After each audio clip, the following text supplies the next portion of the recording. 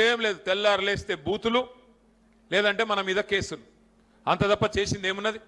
ఏమైనా గట్టిగా అన్నావు అనుకో, ఏమయ్యా రేవంత్ రెడ్డి గారు మీరే చెప్తారు కదా 3 నెలల్లోనే 100 రోజుల్లోనే అన్ని గ్యారంటీలు అమలు చేస్తా అని చెప్తివి, 420 హామీలన్నీ అమలైతే అని చెప్తివి, 2000 నవంబర్లో తీసుకుంటే 2000, డిసెంబర్లో తీసుకుంటే 4000 అంటివి, నవంబర్లో తీసుకుంటే 10,000 రైతులకు, డిసెంబర్లో తీసుకుంటే 15,000 అంటివి. మరి ఏమైందయ్యా అని అడిగితే రేవంత్ రెడ్డి గారు ఇవాళ ఏమంటుండే ఎరికేనా కొత్తగా 100 రోజుల్లోనే చేస్తాను కదా, ఏమైందయ్యా రేవంత్ రెడ్డి అంటే ఆయన మొన్న చెప్తున్నాడు, ఒక ముఖ్యమంత్రి మాట్లాడకూడని సిగ్గులేని మాట. ఏమంటున్నాడు? అరే ఎంత పెద్ద పైల్వానైనా, ఎంత కండలు తిరిగినోడైనా 3 నెలలనే పిల్లలు పుట్టిస్తాడా? ఒక ముఖ్యమంత్రి మాట్లాడొచ్చా ఇట్లా? నేను అడుగుతున్నా రేవంత్ రెడ్డి గారు, నీ భాషలని అడుగుతున్నా, నాకు ఇష్టం ఉండదు నీ భాష కానీ తప్పలేదు. 3 నెలల పిల్లలు పుట్టారు మా రాజేంద్ర నగర్లో, మా అందరికి తెలివి ఉన్నది, మాకు ఎరికే, మాకు కూడా పిల్లలు ఉన్నారు, మాకు కూడా లగ్గమైంది, మాకు కూడా తెలుసు. 3 నెలల పుట్టారు కరెక్టే, కానీ 30 నెలల పుట్టకపోతే ఏమనాలి భయ్ నిన్ను? 30 నెలలు అయింది కదా, మరి 3 నెలలని ఫేకు మనది ఎవడు నిన్ను? ఆ సలీం ఫేకు కంటే ఎక్కువ ఫేకినావు నువ్వే. ఓ ఐసా కర్ దేంగే, వైసా కర్ దేంగే, ये भी करेंगे वो भी करेंगे, हमको सब समझ है. क्या हुआ फिर? क्या हुआ? कहां गए? कहां हुआ? कांग्रेस की हुकूमत की क्या प्रॉब्लम है? आज कुछ भी पूछो आप, गट्टी गड़िना उनको. అత్తకు 4000, అది అత్తకు 4000 పెన్షన్, కోడలకు 2500. మరి ఏమాయరా బై 2500 అంటే గట్టిగా అడిగినావు అనుకో నీ లాగుల తొండలు ఇడిచి పెడతా. అరే ఏమాయవా మా ముసలోళ్ళందరికీ 4000 పెన్షన్లు ఇస్తాను, 70 పెన్షన్లు అంటే నీ గుడ్లు తీసి గోటీలాడతా. అరే మరి రాజేంద్ర నగర్ ఎయిర్పోర్ట్ ఎందుకు, మెట్రో ఎందుకు రద్దు చేసినావు రా బై గదన్న చెప్పు అంటే నీ పేగులు తీసుకొని మెడలేసుకుంటా. ఇదేం భాషరా నాయన, నాకు తెలియక అడుగుతా. అరే ముఖ్యమంత్రి లెక్క మాట్లాడు, అదృష్టం బాగుంది, అడిమారి గుడి దెబ్బల ముఖ్యమంత్రి అయిపోయినావు, పేమెంట్ కోటాలా, మంచిగా పని చేయి, మంచి పనులు చేయి. 4 ఎవరైనా వద్దన్నారు నిన్ను, 5 ఏళ్ళు నువ్వే కూర్చో, కురిసేవాళ్ళు గుంజుకుంటలేరు, మంచిగా కూర్చో, మంచిగా పని చేయి. తెల్లారు లేసకి ఇక్కడికి వస్తాడు, ఇడ మా మహేశ్వరం కాన్స్టిట్యున్సీకి ఇబ్రహీంపట్నంకి వచ్చి ఫ్యూచర్ సిటీ. అరే ఉన్న సిటీని చూసుకోరా అయ్యా అంటే ఇది శాత కాదంట, కానీ ఫ్యూచర్ సిటీ కడతా. ఫ్యూచర్ సిటీ లేదు, మన్ను లేదు, ఆయనకు కావాల్సిందల్లా ఒకటే, ఆడ చుట్టుపక్కలంతా దొంగల పేర్ల మీద భూములు కొన్నాడు. ఆ భూములు ఉన్నాయా లేకపోతే ఇంకెవడని వచ్చి కబ్జా పెట్టినా చూసుకొని పోనీకి 4 రోజులకు ఒకసారి వస్తాడు, వచ్చి మళ్ళీ పోజులు కొట్టి పోయేది. చేసింది అయితే ఏమీ లేదు. నేను మిమ్మల్ని అందరినీ కోరేది ఒకటే, ఒక్క మాట అడుగుతున్నా రాజేంద్ర నగర్లో, ఒకసారి ఆలోచన చేయండి. కేసీఆర్ ప్రభుత్వం ఉన్నప్పుడు ఆ రోజు 4 మంచి పనులు చేసే ప్రయత్నం చేసినాం. ఇవాళ రేవంత్ రెడ్డి గారు ఏమంటారు, ఏమన్నా గట్టిగా అడిగినాం అనుకో, ఏమైనా పని చేయవు ఎందుకు చేయవు అంటే కేసీఆర్ మొత్తం అప్లపాలు చేసిపోయిండు, మొత్తం నాశనం చేసిపోయిండు, దివాలా తీసిపోయిండు. ఒక్కసారి సరే అనుకుందాం, నువ్వు చెప్పే అబద్ధం నిజమే అనుకుందాం, ఒక్క నిమిషం అనుకుందాం. మరి ఏం చేసిండు కేసీఆర్ గారు? అప్పులు చేసి, కేసీఆర్ గారు అప్పు చేసి ఏం చేసిండు అంటే 1 కాదు 2 కాదు 1000 గురుకుల పాఠశాలలు పెట్టించిండు. 6.5 లక్షల మంది పిల్లలకు, ఒక్కొక్క పిల్లగాడి మీద ఎస్సీ ఎస్టీ బీసీ మైనారిటీ పిల్లలకు ఒక్కొక్క పిల్లోడి మీద 1,20,000 రూపాయలు ఖర్చు పెట్టి బ్రహ్మాండంగా విద్య చెప్పించిండు కేసీఆర్. हमारे माइनॉरिटी बहनों को भाइयों को 204 स्कूल टिमरिस के इससे पहले कभी नहीं थे, बच्चों को पढ़ाने के लिए, अच्छे से अच्छे तालीम के लिए, आला से आला तालीम के लिए, आपके वास्ते, आपके बच्चों की बेहतर जिंदगी के वास्ते 204 स्कूल तश्कील करे केसीआर. क्या करे बोल तो कर्जा करे तो కేసీఆర్ చేసిండు. కేసీఆర్ అనుకుందాం అప్పు నువ్వు చెప్పినట్టే ఏం చేసిండు? మీరు 65 ఏళ్లలో మొత్తం గుడ్డి చీకట్ల హైదరాబాద్ను మొత్తం తెలంగాణ నిడిచిపెట్టిపోతే, కరెంట్ ఇయ్యక సావగొడితే వచ్చిన 6 నెలలనే 24 గంటల కరెంట్ ఇచ్చిండు కేసీఆర్. 1,00,000 కోట్లు ఖర్చు పెట్టిండు. కొత్త సబ్ స్టేషన్లు, ట్రాన్స్ఫార్మర్లు, లైన్లు, 24 గంటల కరెంటు రైతులకు. 3 రోజులు పవర్ హాలిడేలు మీ రాజేంద్ర నగర్లో కాటేదాన్లో ఆ రోజు 3 రోజులు బంద్ ఉంటుండే మొత్తం పరిశ్రమలు. అట్లాంటిది కేసీఆర్ గారు వచ్చినాక వారం రోజులు అవసరమైతే 3 షిఫ్టులు నడుపుకునేటట్టు బ్రహ్మాండంగా 24 గంటల కరెంటు పరిశ్రమలకు, ఇండ్లకు, అట్లాగే వ్యవసాయానికి 24 గంటల కరెంట్ ఇచ్చిండు. 1,00,000 కోట్లు ఖర్చు పెట్టిండు. రైతులకు 70 లక్షల మంది రైతులకు 73,000 కోట్లు వాళ్ళ ఖాతాల్లో వేసిండు కేసీఆర్. అప్పు చేస్తే 2 సార్లు రుణమాఫీ చేసిండు, 30,000 కోట్లు వేసిండు. అంటే ఒక రైతుల ఖాతాలోనే 1,00,000 కోట్ల రూపాయలు రైతుల ఖాతాల్లో వేసిండు కేసీఆర్. ఇంటింటికి నల్లబెట్టి నీళ్ళు ఇచ్చిండు కేసీఆర్ అప్పు చేస్తే. 15 లక్షల మంది ఆడపిల్లలకు షాదీ ముబారక్ కళ్యాణ లక్ష్మి ఇచ్చి పెళ్లిళ్ళు చేసిండు కేసీఆర్ మేనమామ లెక్క. 15 లక్షల మంది ఆడపిల్లలకు కేసీఆర్ కిట్లు ఇచ్చిండు. ఆడపిల్ల పుడితే 13,000 రూపాయలు, మగపిల్లగాడు పుడితే 12,000 రూపాయలు ఇచ్చిండు కేసీఆర్. ఇంకా చెప్పమంటే ఇంకో గంట చెప్తాను నేను ఏం చేసిండు కేసీఆర్ అప్పు చేస్తే. నేను అడుగుతున్నా రేవంత్ రెడ్డి గారిని, మరి నీ గవర్నమెంట్ వచ్చినాక నువ్వు 4 లక్షల కోట్ల అప్పు చేసినావు. 4 लाख करोड़ का खर्चा करे 2.5 साल में आप. ఒక్క పని చెప్పు నువ్వు, ఏ కామ్ హమ్ కరే బోల్కే కామ్ దిఖావు మేరకు. ఏం చేసినావు కొత్త పని? ఉద్యోగులకు పిఆర్సీ ఇచ్చినవా? రిటైర్డ్ ఉద్యోగులకు బెనిఫిట్స్ ఇస్తున్నావా? పోనీ 420 హామీలలో ఏమైనా హామీలు అమలు చేసినవా? ఏం చేసినావు పోయి? ఏడ ఖర్చు పెట్టినావు? రైతులకు ధాన్యం ఇవాళ రైతులు కష్టపడి ధాన్యం పండిస్తే నువ్వు యూరియా ఇయ్యలే, రైతు బంద్ వేయలే, కరెంట్ ఇయ్యలే, అయినా కష్టపడి రైతులు పండించిండ్రు. పంట పండిస్తే ఆ ధాన్యం కొనడానికి కనీసం సంచులు కూడా ఇయ్యలేను. బార్దాన్ అంటారు కదా, బార్దాన్ సంచులు కూడా ఇయ్యలే. మన మా షాద్ నగర్లో మా అంజయ్ యాదవ్ గారు పాపం కళ్ళాలన్నీ తిరుగుతూ ఉన్నాడు, కొనండి జల్దీ కొనండి పంట తీసుకపోండి అని చెప్పి. సంచులు లేవు. ఎక్కడ పోయినారా మరి రైతుల కాడ ఉండాల్సిన సంచులు? అంటే మొత్తం ఎడబోతున్నాయి, ఢిల్లీకి పోతున్నాయి సంచులన్నీ.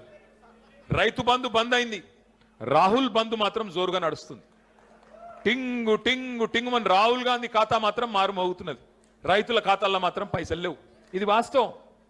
ఏం లేదు, ఎందుకంటే ఈయన పాపం రేవంత్ రెడ్డి గారు రెగ్యులర్ సీఎం కాదు, ఆయన రెన్యువల్ సీఎం. రెన్యువల్ చేసుకోవాలి.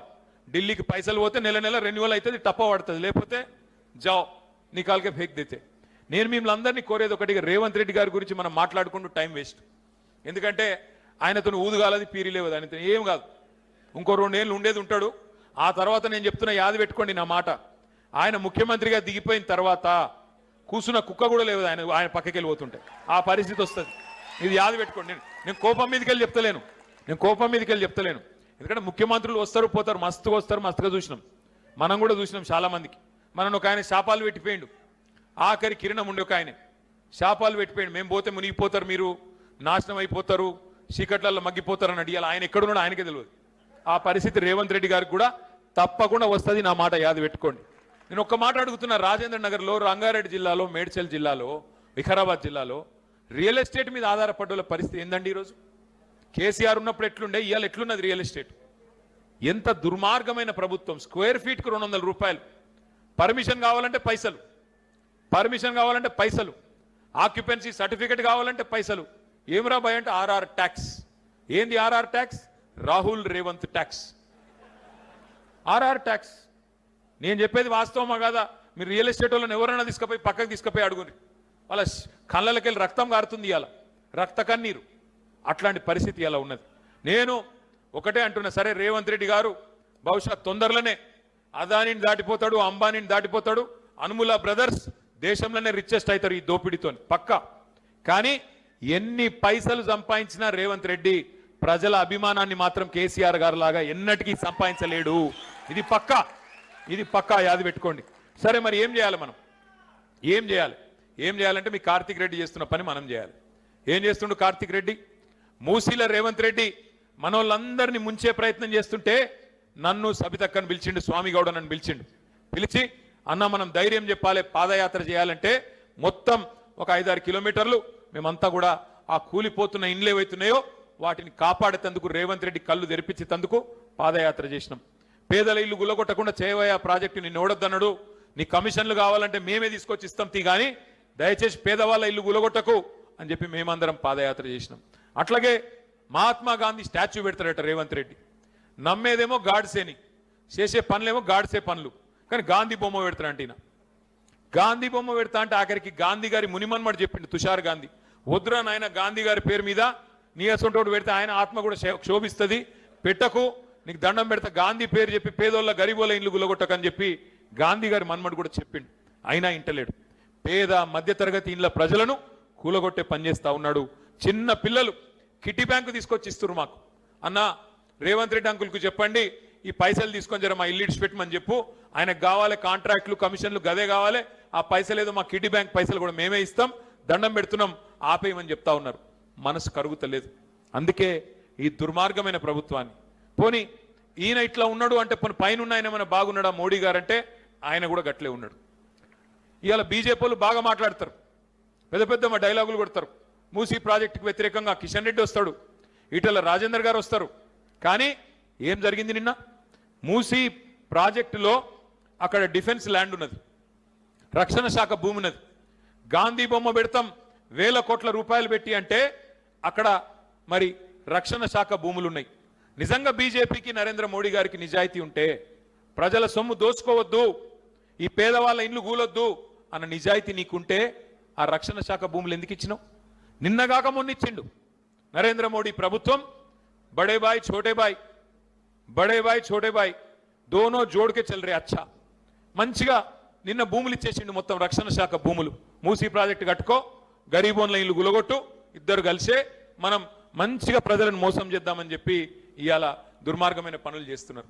నాకు ఒకటి అర్థం కూడా కాదు, ముఖ్యమంత్రి గారికి ఏ పని చేయనికి పైసలు లేవంట. గరీబోళ్ళకి 4,000 పెన్షన్ ఇయనికి పైసలు లేవు. ఇమాం మౌజన్లకు 10,000 రూపాయలు ఇస్తాడు, పైసలు లేవు. మా ఆడబిడ్డలకు 2,500 ఇస్తాడు, పైసే నెయ్యే. తులం బంగారం అన్నాడు, పైసే నెయ్యే. కిసీ చీజ్ కే లియే పైసే నెయ్యే ఉన్కే పాస్. ఏ ఒక్క పనికి పైసలు లేవు. కానీ మూసీ గట్టనికి మాత్రం 1,50,000 కోట్లు ఉన్నాయంట. మరి అవేడికెళ్ళి వస్తున్నాయి? అన్న కమిషన్లు దొబ్బొచ్చు, అందులోకెళ్ళి మొత్తం పైసలు కొట్టుకొని రాహుల్ గాంధీకి పంపొచ్చు, దానికి మాత్రం పైసలు ఉంటాయి. గరీబులకి ఇయనికి మాత్రం లేవు. రైతు బంధు ఇయనికి పైసలు లేవు, యూరియా ఇయనికి పైసలు లేవు, పెన్షన్లు పెంచడానికి పైసలు లేవు, మహిళలకు ఏది ఇయనికి పైసలు లేవు. నేను ఇలా రాజేంద్ర నగర్ వేదికగా ముఖ్యమంత్రి గారికి ఒకటే చెప్తున్నా. ఇలా మీరు అంటున్నారు, నేను చూస్తా ఉన్నా, ఏమంటున్నారు ముఖ్యమంత్రి గారు? మహిళలందరినీ, 1,000,000 మంది మహిళల్ని, ఒకళ్ళిద్దరిని కాదంట, 1,000,000 మంది మహిళల్ని కోటీశ్వర్లు చేసేదాకా ఇడిచిపెట్టాడంట. నమ్ముదామా? నేను ముందే చెప్పినా మళ్ళీ చెప్తున్నా, ఇది 1,000,000 మందిని కోటీశ్వర్లు చేసే బ్యాచ్ కాదు, తులం బంగారం పెట్టే బ్యాచ్ కాదు, మెడల పుస్తల తాడు కూడా ఎత్తుకుపోయే బ్యాచ్. ఇది చాలా డేంజర్ బ్యాచ్. నేను మీకు రాజేంద్ర నగర్ వేదికగా రేవంత్ రెడ్డికి ఒకటే చెప్తున్నా, అయ్యా నువ్వు 1,000,000 మందిని కోటీశ్వర్లు చేసుడు దేవుడు ఎరుగు. ఒక పని చేయు, లక్షాధికారులు చేయి. ముందైతే లక్షాధికారులు చేయి, కోటిల తర్వాత. లక్షాధికారులు చేయాలంటే ఏం చేయాలి? నువ్వు చెప్పినావు కదా, నువ్వే అత్తకు 4,000, కోడలకు 2,500 అని చెప్పినావు కదా. నెలకు 2,500, 12 నెలలకు ఎంత అవుతుందమ్మా? చాలా పూరున్నారు మ్యాథ్స్లో మీరంతా. రియల్ ఎస్టేట్ అయితే బాగా చెప్తారు అంటుండు కార్తిక్ రెడ్డి వెనకకెళ్ళి. నెలకు 2,500, 12 నెలలకు 30,000, 5 ఏళ్ళకి ఎంత ఇవ్వాలి? 1,50,000. నేను ఒక్కటే అడుగుతున్నా రేవంత్ రెడ్డి గారిని, అయ్యా రేవంత్ రెడ్డి గారు, రోజు తెల్లారలేసి నన్ను తిట్టుడు, కేసీఆర్ సార్ను తిట్టుడు కాదు. నువ్వుగిన్నా మా ఆడబిడ్డలందరి ఖాతాలలో 1,67,00,000 మంది ఆడపిల్లలు ఉన్నారు ఈ రాష్ట్రంలో, పేదవాళ్ళు. 1,67,00,000 మంది ఆడపిల్లల ఖాతాల్లో నువ్వు గిన్నా 1,50,000 రూపాయలు వేస్తే నేను శాశ్వతంగా రాజకీయాల నుంచి వెళ్ళిపోతే వేసి చూపెట్టని అడుగుతా ఉన్నా. నువ్వు కోటీశ్వరులు చేసుడు అవసరం లేదు, లక్షాధికారులు చేయి చూస్తా. 1,50,000 రూపాయలు ఒక్కొక్క ఖాతాలు, 1,67,00,000 ఖాతాల్లో ఒక్కొక్క ఖాతాలో 1,50,000 రూపాయలు వేసి చూపెట్టు. పెద్ద పెద్ద డైలాగులు, కోటీశ్వరులు చేస్తా, ఫ్యూచర్ సిటీ కడతా, ఇంకా నేను సలీం ఫేకు కంటే ఎక్కువ ఫేకుతా, అట్లా కాదు. విషయం చెప్పు, అది శాత కాదు. నువ్వు చెప్పినావు కదా మా నిరుద్యోగులకు నెలకు 4,000 రూపాయలు ఇస్తా అన్నాడు, నిరుద్యోగులకు నిరుద్యోగ భృతి ఇస్తా అన్నాడు, అది కూడా 100 రోజుల లోపల ఇస్తా అన్నాడు. ఈ మరి నెలకు 4,000 అంటే 12 నెలలకు 48,000, 50,000 రౌండ్ ఆఫ్ చేసుకుందాం లెక్కల కోసం. 5 నెలలకు 2,50,000 ఇవ్వాలి ఒక్కొక్క నిరుద్యోగికి. మరి ఈ పాటికి సగం అయిపోయింది టైము, ఈ పాటికే 1,25,000 ఇవ్వాలి. నువ్వు ఇస్తావా? వేస్తావా? ఇదే ఇక్కడనే క్లాసిక్ గార్డెన్లోనే యాడ్ను మీటింగ్ పెట్టిండు అప్పట రాహుల్ గాంధీ వచ్చి, మస్తుగా చెప్పిండు కథలు. ఇస్తాడా మరి 2,50,000 రాహుల్ గాంధీ వచ్చి? ఒక్కొక్క తమ్ముడికి ఒక్కొక్క చెల్లెకు 2,50,000 ఇస్తావా?